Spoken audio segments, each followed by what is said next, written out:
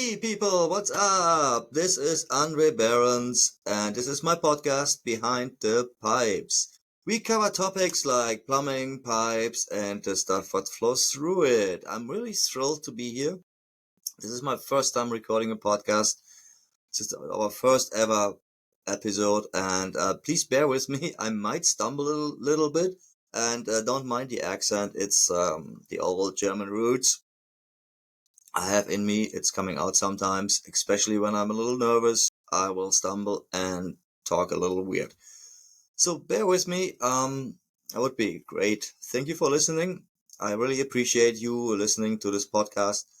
And we are covering topics like plumbing and pipes. We're talking about DIY, what you can do in your home, what you can do yourself when it's time to call a plumber. We're talking about the history of plumbing, how it developed, and all that stuff that's going with it. Be adding episodes about business, how to run a plumbing business, and what's the plumbing business all about, what's involved, and all the stuff in our later episodes. But our first episode, and I thought it was a good starting point, we are trying to cover a little bit of the history of plumbing and how it basically developed from early on, from Egypt, Romans to today's world. A little bit about me. I'm in the plumbing trade since the year 2000, and I am a journeyman plumber since 2004. So it's been a little bit over 20 years that I have my plumbing license. I learned the trade back in Germany, moved to Canada, beautiful Saskatchewan, what is in the winter pretty freaking cold. And about 2 years ago, I started my own plumbing business with my lovely wife. So this is a little bio about me. I'm pretty sure in later episodes I will tell you a little bit more about me and about our lovely Saskatchewan. So let's get started with our episode today. History of plumbing. Why is this important? Why is this important to know? Well, if you look back, it's very important to see how this all developed and how this actually had a social impact on our lives, right? So back in the days, people didn't live that long because the sanitation process wasn't in place. And throughout the centuries, it actually developed to today's world. So we actually have safe drinking water. We have plumbing systems. We have toilets in our homes. We don't have to go in the backyard anymore and dig a hole. So this all started back probably around Egyptian times when they started trenching like channels from the Nile to water their fields. But was a big achievement for them for that time. And they even had elevations so they could actually carrying water uphill, what was very impressive. And for that time. And yeah, this is where basically everything basically started. At least that's what I found. You can Google it how they actually did it. I think they had like lifting stations carrying buckets up the hill and into a different channel. What's flowing downhill to the field and it carries up again. It was a great achievement, and I also believe they were the first ones who later on developed like copper pipes and supplied their pyramids with it. So Egyptians were a great culture in, well, it was like 2500 BC. So great, not compared to today's Egyptians. Back then they were like inventors, innovative, and just great civil with great achievements. They did. And then we have the Romans, what was basically the pinnacle of this time, with their public bath houses.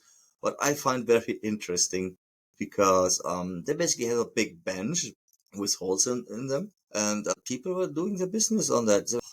Talking about politics while they, doing their stuff. And talking about politics or the last gladiator game, and they were sitting there, hey, how did the guy who's Optus did last night? Good, how about in a second? Yeah. So I find this very interesting. And not compare, we can't compare it to today's world where everybody has their private bathrooms. So yeah, and they actually had really sewer systems. What they actually did in these public bathhouses the water what they use for actually bathing and in these pools. The wastewater from that they actually use to flush all the dumping material, I would call it, to flush it out to the streets and into the sewer systems. And they did really have sewer systems. What is it's hard to believe because this was like, oh, I'm not sure. It was like probably like 500-600 BC. And they had their first aqueduct built in. Let me just double check that here. The first aqueduct got built in 300, 312 BCE. So these aqueducts were basically carrying water towards the cities. They were kind of high for the elevations. On the bottom, you actually had pressure. Great achievements, and some of them are still standing today. So the first aqueduct era was called the Aqua Appia, and it was built in 312 BCE. What was basically the height of the Roman Empire. And at the end, they had like 11 big aqueducts supplying just Rome. So yeah, and they were supplying Rome with like millions of gallons of water daily. It was a great achievement for them. Basically built the base for our plumbing, but what is our plumbing today? They were also the first ones who actually invented lead and terracotta pipes. What in some areas lead is still used in some very old homes. We still have lead pipes, and we also still have terracotta pipes in older homes, mostly underground though. So you might not even see it, but some sewer systems are still made out of terracotta. So they are still in place, what they did like 2,500 years ago. This is very, very impressive. Yeah, and then we basically had the downfall after that. Plumbing basically was getting really bad after the Roman Empire. While the Roman Empire already had sanitation stations and all this stuff in place, and fresh water supply and wastewater supply. In the Middle Ages, we saw a big decline of the plumbing systems because now we were starting pooping in cesspits again and um, doing all that stuff. But was not very sanitary in the first place. So that's why we had a big. That's one reason why people were dying from diseases too, because the plumbing systems were not in place anymore. Some of the Roman inventions survived in very populated areas, but overall, with the building of castles, Middle Ages, Crusades, and all this at that time, yeah, it wasn't that great anymore. It was a big decline. I don't know why. This all basically disappeared after the fall of the Romans, but it did. And then they were building castles, and there was no bathrooms, no nothing, no water supply. What some Romans, but some Romans had in their own homes. Very wealthy Romans had their own private little party. Now we're looking at castles. Some of these castles had, they basically had a little hole in high up in the towers, wherever where the queen, king sits, whatever. And they were pooping in a hole. It goes down in the cesspit, basically like a septic system. And yeah, it must have smelled great in castles because people were just doing their business wherever they wanted to, basically. So not very sanitary, and might be one of the causes why the death rate was so high and disease rate in the Middle Ages. So, but you see how important plumbing is to prevent disease and sickness. If we wouldn't have today's plumbing systems in place, I think we would be sick way more often.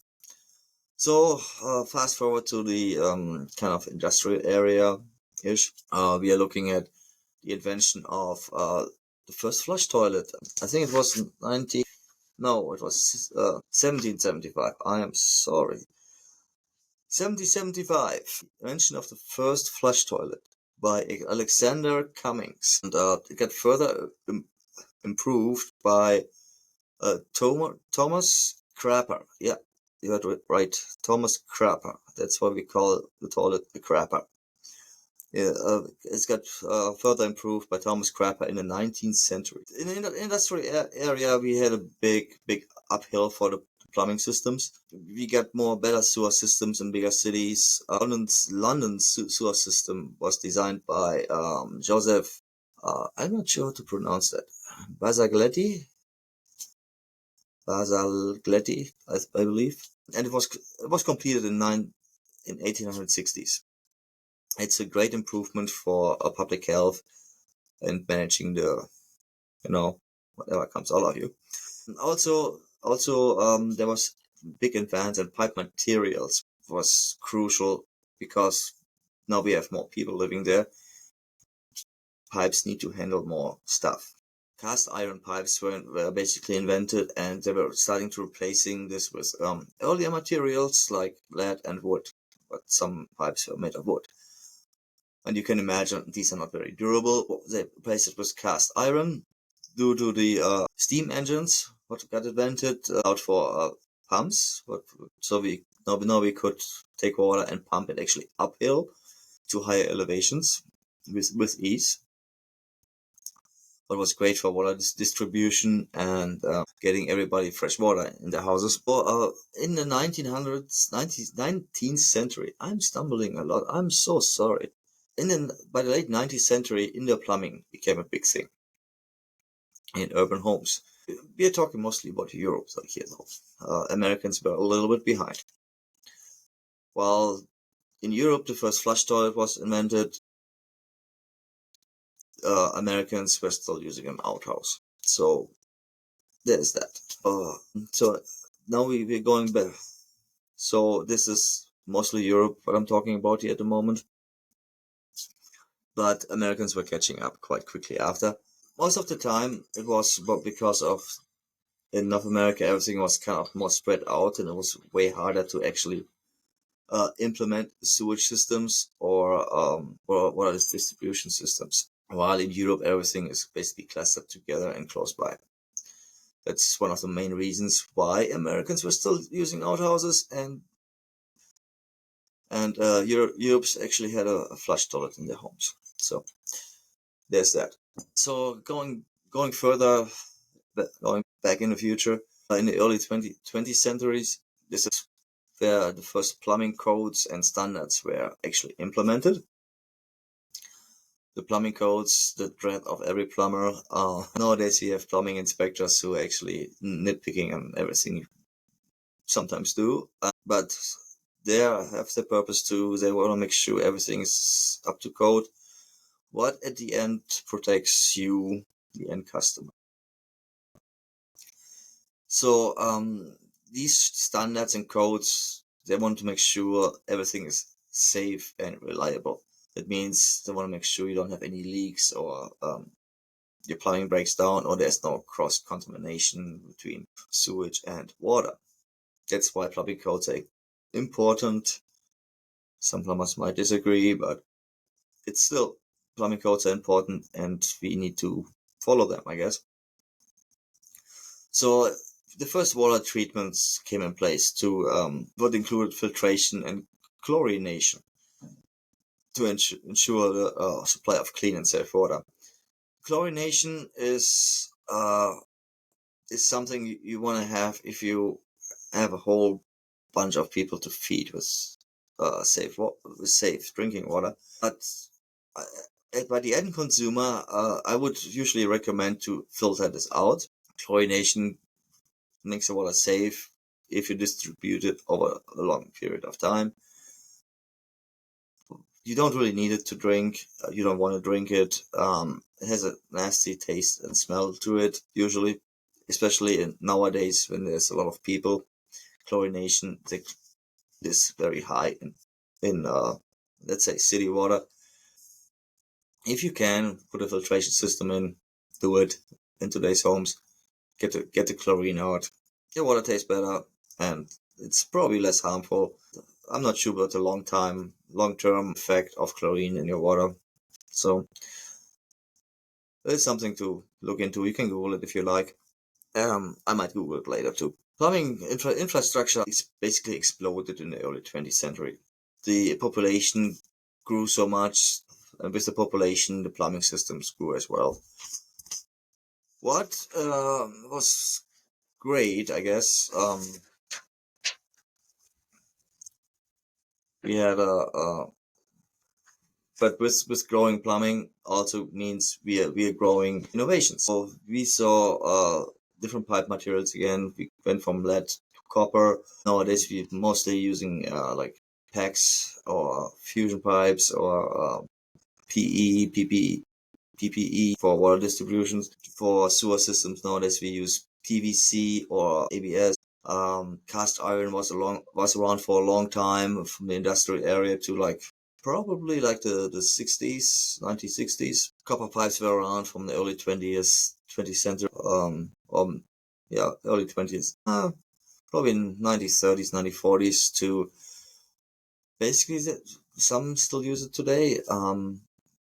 Copper was slowly replacing lead pipes because I figured out lead is not that great for you, can actually cause cancer. Toilets had a big bump too. We went from going to the outhouse in the yard, digging a hole to, hey, my toilet can talk to me.